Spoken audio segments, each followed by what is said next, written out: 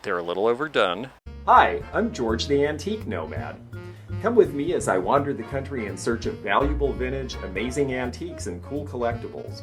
We'll buy, sell, and trade at antique malls, shops, and shows, estate sales, flea markets, thrift stores, anywhere people go to find really interesting things that just aren't made anymore. So come on, let's go!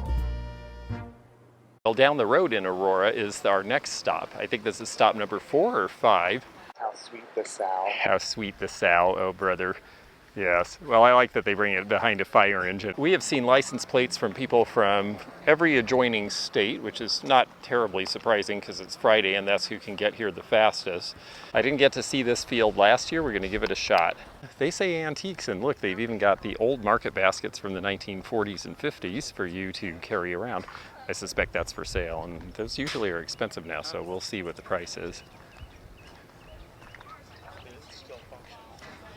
Looks like $250. That's neat. She's got a neat Coca-Cola rack over there. You're this booth, right? This seems like a good deal on this railroad lamp. I'll have to look at the condition and the age of that a little closer. It's priced at $65. I think that's actually pretty reasonable. And look at the happy colors on this. It's your plastic drip cup syrup, but this is going to be around 1970, and the poppy colors are coming into fashion again. This is by Gemco. It's no big deal, but it's just cute, cute, cute. Happy things to wake us up in the morning. That's what I need anyway. Black powder flask. A couple of tins here that are sort of interesting.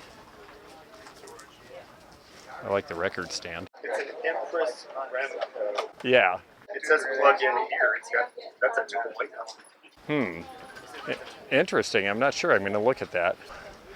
Well, we figured out what it was. This is a walkie-talkie set for girls. There would have been another phone and batteries in the bottom, and that's why it looks like a real Princess phone, but it's plastic and lightweight. I like this little side table. The carpenter deciding up that ironing board. Is there?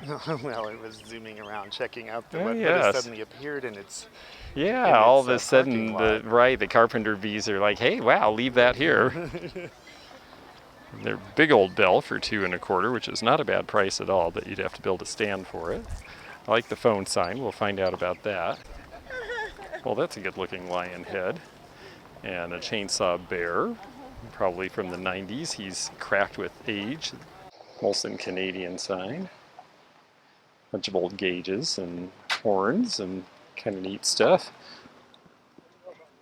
Is that metal? Oh, not, okay, yeah, it's die-cast metal, not plastic. Nice old beaded whimsy here. Little frayed, they so often are. His price is very fair for it though. And the colors are great. If you actually wanted to strip it down, it would be a wonderful thing to sew into something else.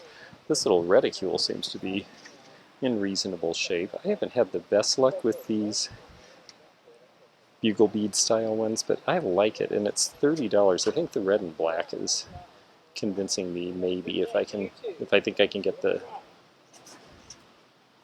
old stains out on the edge there. I think that might be a winner.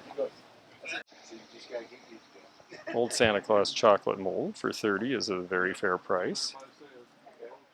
Well, you can tell the age of the sock monkeys by how they're dressed and the type of buttons they use for their eyes. These very vibrant, and in this case polyester, is the 1970s. $25 for the pair.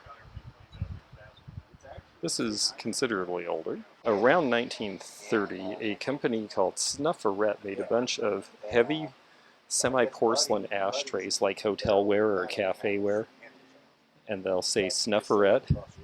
There's several different designs. I haven't seen this one before, but the point behind all of them is you put your cigarette in, it had very deep dishes so that the non-filtered cigarettes wouldn't roll out, and then you can stamp them into the holes there. They'll stand straight up, not fall out, and not burn your house down. This one was for a company, so it's priced at $20. It's a little subcategory of collecting inside ashtrays and inside Art Deco. Well, it's nice to meet you. No, I don't want on TV, but he's my YouTube guy that I always watch. Should I get a picture with you? Can I get a picture with you? I understand all of that, but that's just great. Thank you. I'm glad. It's nice to see you too. I hope you find great stuff. Thanks, you too. There's a different way of doing an old dresser, painting the body and leaving the drawers. It does create a nice look. It could be Biedermeier-ish if done right on an Empire piece like that. And it does look like that piece had some problems and needed to be redone, so I get it. This is cool. This is an old radiator from the early days of Dodge Brothers. This will be from about 1920. You can see the emblem there. Just the emblem would be a bunch of money.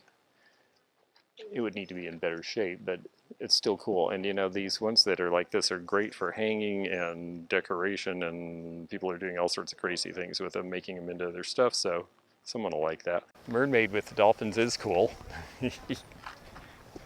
Don't know that she's old, but let's take a look and see if she's had some age. Yeah, it looks like she was in someone's garden for a while. Now that we look up close, especially in the back, you can see she's been used some. That's a lot of fun. These are all 1930s kitchen glass, and they look like they're in good shape. No, there's some little, that's a chip there. Is there a chip? Okay, so that one's out. It's Hazel Atlas. There's a chip here. So this is Hazel Atlas, not anchor hawking. Hazel, the big H, little a. See, and this one has nothing on this, but inside there. A little bit of a chip there. But the piece that's the best anyway is this one. Now, it is depression glass, so look at the bubbles. Lots of impurities and imperfections possible in depression glass. Those are factory flaws. I think they're kind of cute. Yeah, I don't think the collector really minds that. These were made to be inexpensive. In the forming. Right. Yep, a straw mark. Very good. Yes, well, and there's straw marks in the bottom right too. Here.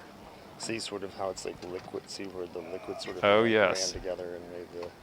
Yep, exactly. So it's soft, it's smooth. Lots of little marks because again, depression glass. They were just making it quickly. Yeah. Because people wanted it and they wanted it to be cheap. Not cracks. They wanted it cheap and they wanted it bright, so they put uranium in a lot of it to do that.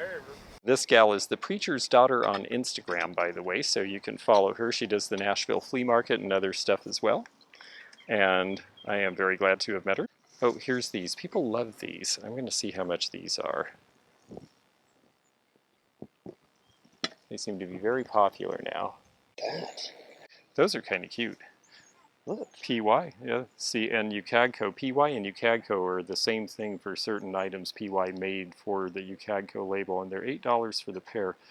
Because it's PY, that might be a good deal. They're not the really cool ones with the faces or anything, but it's a good brand. Some people don't like to look at a face. That's true. And then behind there, these people like us to look at their face, though. Look at the rope knot frame around the edge. That's interesting. I had a question about these. Why are there two? Well, they would put two different types of tea in here, and the spouts would be different. This one's missing a lid, so I'm going to leave it, but I like the Art Deco styling, and it's Japanese. It's copying Clarice Cliff and Bizarreware from the 1930s. Very cute. This is Westmoreland's Green Mist, and you can see the labels on there, the original tags from about 1970. They're $8 each set. If you put them together with the yellow, yes, it is nice to, you can see the yellow ones way in the background there, and yes, they are the same company and they would look good together because they're essentially the same line. This one is for American Snuff. And this is the honeycomb pattern. It was given away during the Depression, and occasionally you see the original lids on them still. A great spot right under the shaded canopy, which is really good because it's starting to get hot and it's supposed to be a very warm weekend. I just got a bridge lamp that needs a shade, but unfortunately this one is going to be a little too wide for a bridge lamp. This actually was meant for a Fenton lamp from the 50s. They're probably worth money because of that, though. Okay, everybody, here's something you're going to see over and over and over. Anchor Hawking made 8 million of these vases in every color under the sun in the 1980s. It's a sprayed-on color on the interior. That's why it looks shiny. Yeah, here we go. I haven't seen a lot of signs today, but there they are from the tops of the cases, and these are metal. These are going to be right around 1980. Well, we'll see how much they are. A lot of this stuff's very popular right now. Rust and corrosion do not deter people. These old chairs are from the 50s, the originals, not the reproductions being made now, so they are more substantial and they can be cleaned up. And so those should sell. All these iron wheels, it's the stuff that people doing farmhouse decor who live in the suburbs where there are no farms pay lots of money for. Here's a fish spear. So this is a carpenter's chest, and I sold one of these recently. This one's been painted, but it is original. You can tell by the heft of the wood and also by the interior because it has some dirt and oxidation from use. It's not fake. It even has original spider webs and the original saw in the bottom. So this is going to be something from about 1930s or so. Right, well, we're just almost around the circle, so let's take a look real quick and see what else there is back here. Reclaim wood, and oh look, cedar ends with wood rings. Okay, I like that. I gotta say, that is different. This is a lot of fun. I approve of that just because it's something different. I like the see-through epoxy too. So yes, that's freshly painted. Now these are old. These are old. Oh, and Elsie the Borden cow, she's $7.50, but these are what is hot in clocks right now. So they do have some cool pieces. I really wish they would just do the old. Yeah, I bought a collection of them. That's neat to get a collection all together like that. You obviously look for gas and oil a lot because you've got a lot of cool stuff. These seem like they run $28 to $35. If you need a replacement shade, well, you could put a fun shade on almost any lamp, so this might be a good thing to know about in the future.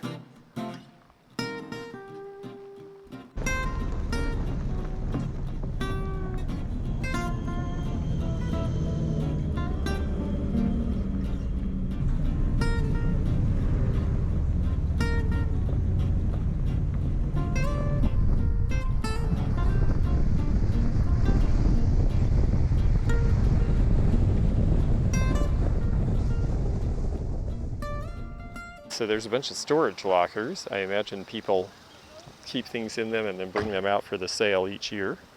This is an annual event, so you buy it this weekend or it's gone, and then next year hopefully they have something fresh and new and it's not the same stuff.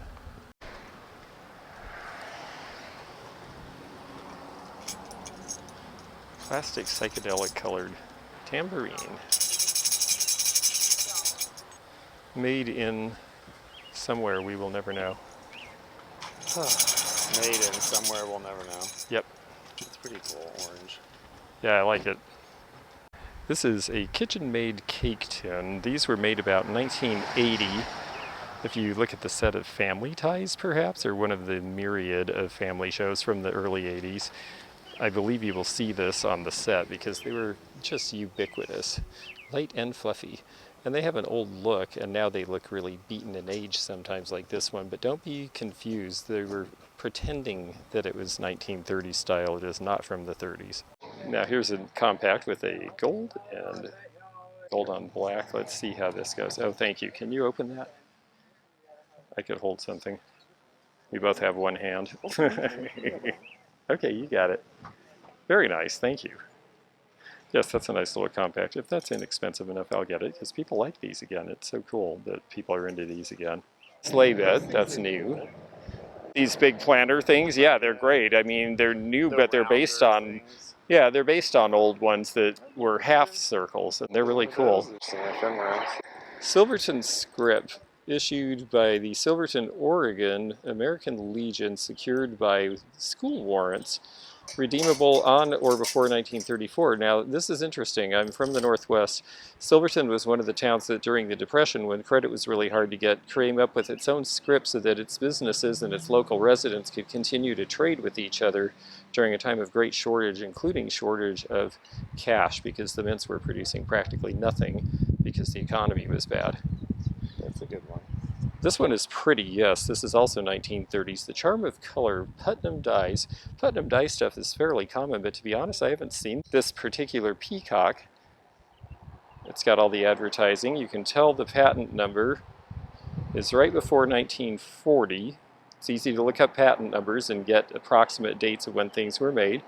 This was something you got when you went to Felt's Drug Company in Tennessee, because back in that era, you probably didn't have air conditioning yet. So life was a sweltering proposition. Here is an Aladdin lamp. And the Aladdin Company, yes, the same Aladdin that made thermoses in Nashville, Tennessee, was the glass company that made these lamps. The important thing with this one is it has the right finial The shades were shades that you could just get stock, and you can get something that's a suitable replacement today. Pink is coming back into style, which means these lamps should follow suit. They used to be pretty expensive. It used to be even just the finials were $40 or $50. They're not as much as that now. But I think if it's cheap, it's worth buying, so I will inquire about this.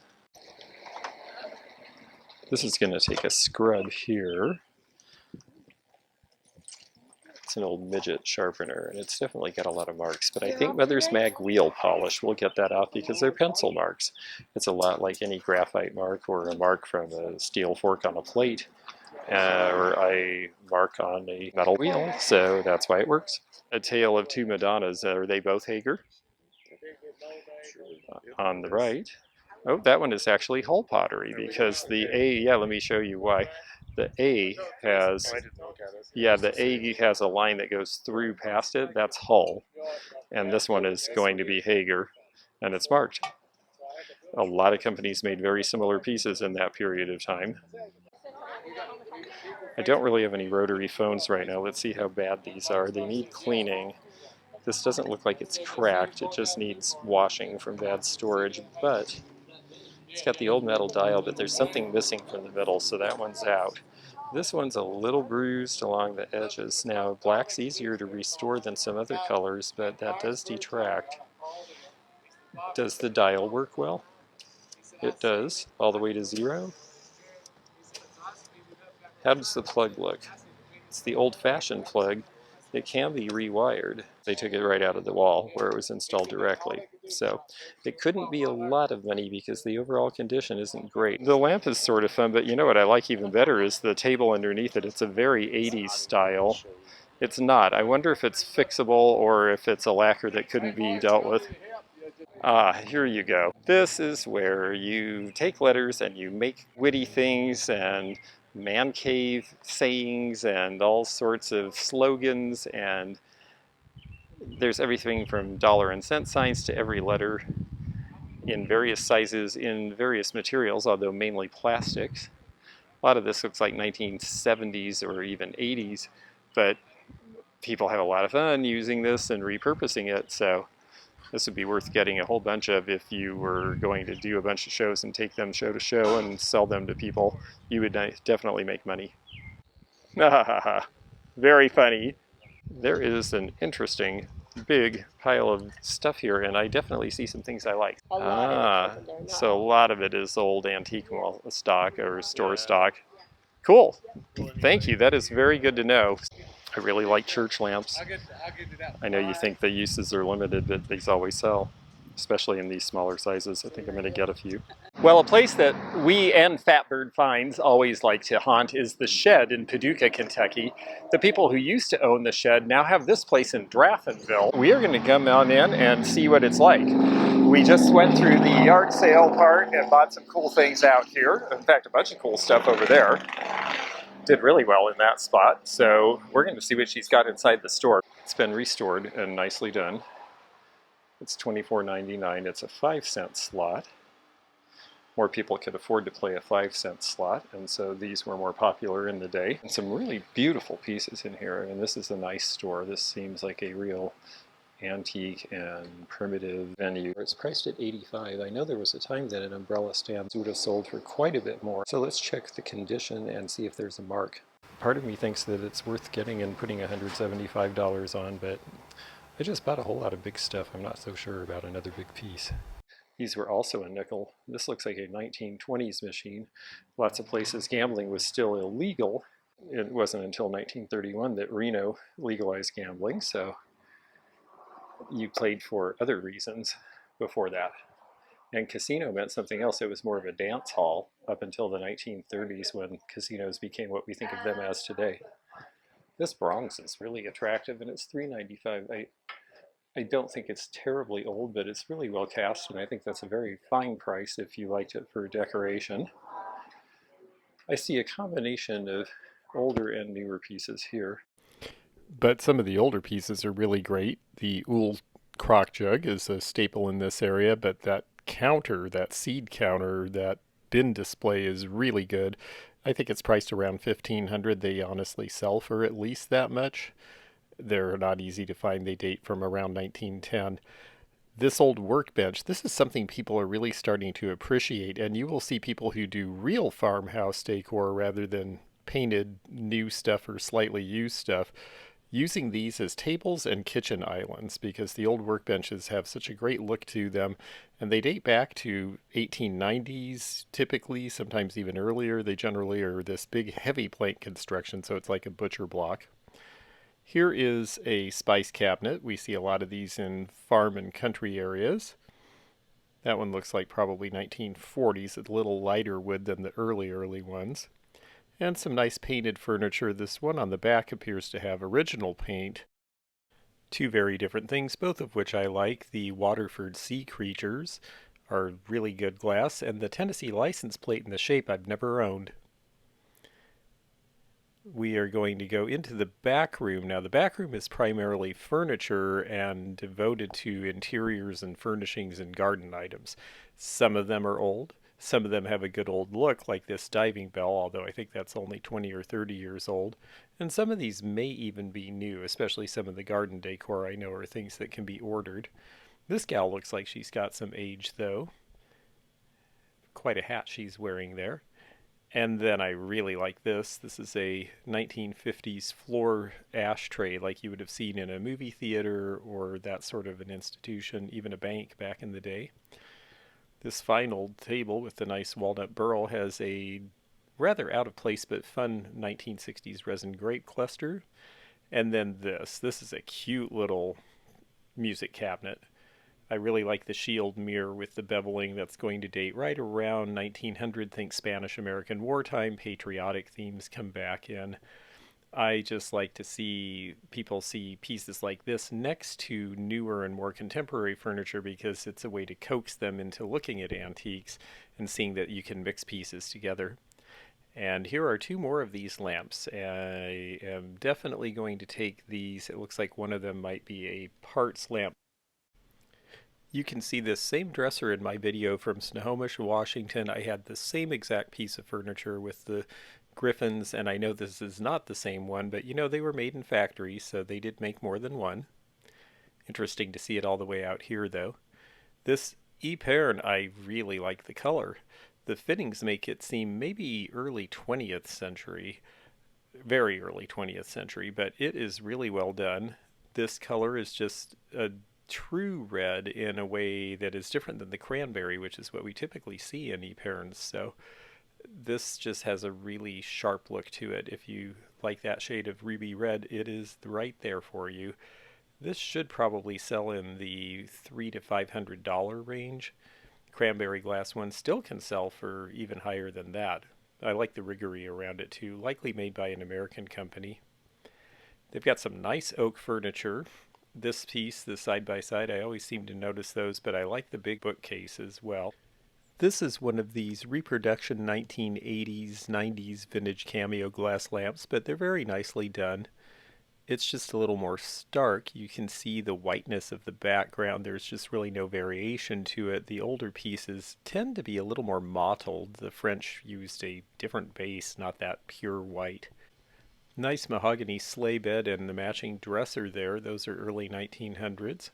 They have a lot of really fine stately furniture, and then they'll have 1960s wall accessories. Let's see if this is Burwood or Sirocco. And the winner is Burwood, who bought Sirocco. So it's essentially the same. This is a cool mid-century piece. I really like the bottle display that's printed on the burlap or canvas that they have stretched over the surrounds to this hanging wall shelf. Be great for some mid-century tchotchkes, maybe some Sasha Brostoff pieces, a little Viking glass cigarette lighter. Ah, more antler stuff. I do like the antlers in lamps. They certainly have a sort of majesty for lodge decor. And the pulley is a good one because it's 3 width, and those start to get more and more expensive the wider the block pulley is. And I still am very fond of this style. These are Italian from the 70s, and they were very popular in the United States at that time. Nice metal lamps. There were some reproductions a few years ago. You should be able to spot them pretty easily because of the cords.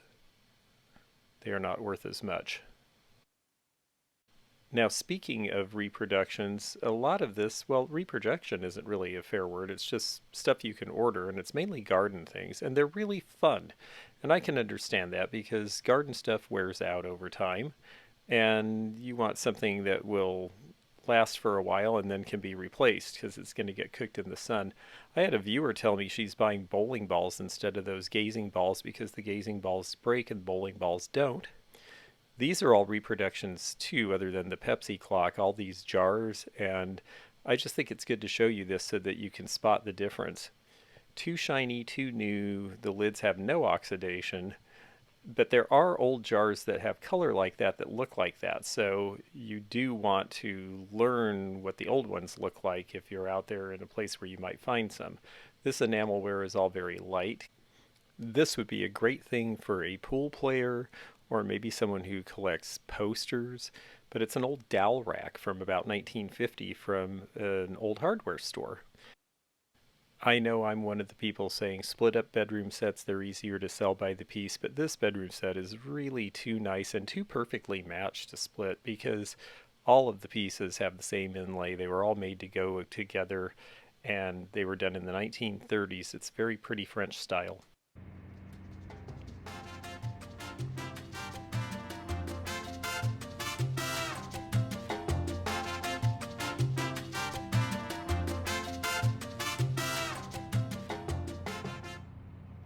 All right, well, one last field. This is one of my favorites. We're getting here pretty late in the day, but they have a lot of old stuff, and there's still a bunch of people out selling.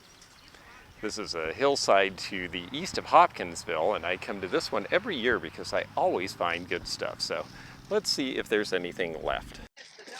This is a pretty old vase. It's got a little chip, so I'm going to have to leave it. It's probably McCoy. It's $10. Very nice Art Nouveau pattern. Okay, the little Scotties on the books are Shawnee pottery, and the Dutch shoe is McCoy. Felt over the bottom, but those are pretty cute. You doing okay, sir? I'm doing all right. How are you? Doing fine, thank you. You taking pictures of everything you're gonna buy? Some things I'm going to buy, and some things I'm not, but I am going to buy some things, yep. Don't take a picture of me because I can get prettier than this. Nah, well, so can I. I'm not turning the camera on anybody. They're cattails. I think they've got some age. Let's see how they're made on the back. Looks like a 60s thing to me. Sorry about that.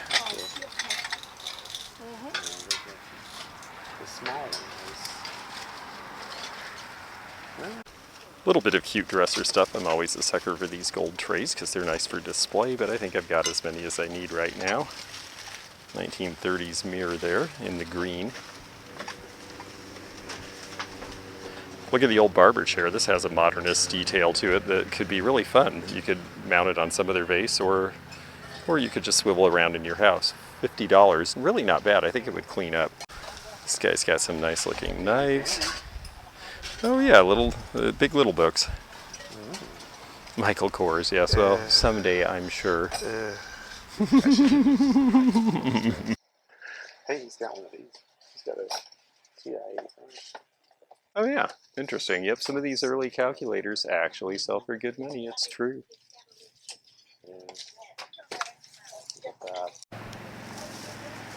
He's got some cool signs here too. Ideal gift and golf cards. He's got $3.50 on that one. I mean, he's proud of it, but it is a hard one to get. Oh yes, Morse code transceiver, kind of more of a toy. Bunch of Wii stuff. PS1. Some of these controllers can be worth money, folks. Right, they've got to be in good shape. These folks have a very rudimentary kitchen queen in 2 parts, and a 1920s sofa that looks very stiff. But they also have a bunch of stuff on this flatbed trailer here, including, take a look here, stars and bars. So we're going to find out about that. Okay, here's the problem with some of these colors. This red is fired onto amber. It is peeling off. So this is not a good candidate, unfortunately, unless I strip the whole thing. Alright, well, we've got some salt and peppers. The cats are cute. He's a little scraped, but I might get those, depending. And then this is Japanese made from the 30s. He's having a toast to something. This is a 1930s ball pitcher, and it's fairly rudimentary because it's McCoy. Look how the glaze is really sloppy on this one. McCoy was not always about good quality. They missed the glazes all over on this one, but they sold it anyway, cheaply I'm sure. And now it has a rustic look that people like and will pay money for, so times and tastes change. Oh my goodness, so a pay toilet for your house. Is that really tacky? Because I think it is.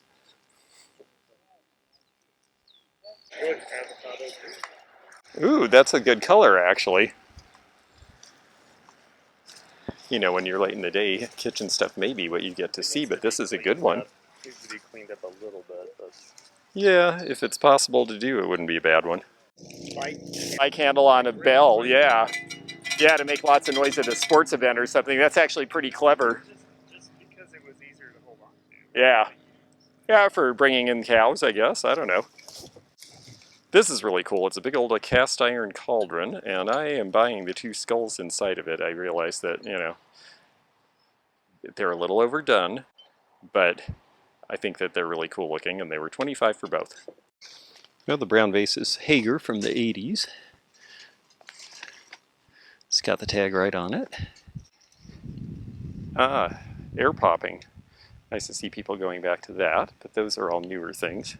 Certainly would sell if I was having an estate sale. I'd want that sort of thing in it.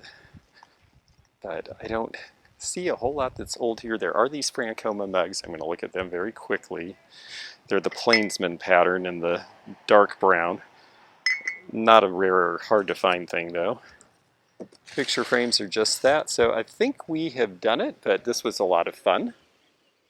See me on the social media you see here, and bye for now. Thanks for joining me again in the fun and fascinating antique community here where online meets the real world. Please click the subscribe button below, click the bell to be notified when new videos upload, leave a comment below, and hit thumbs up to like this video.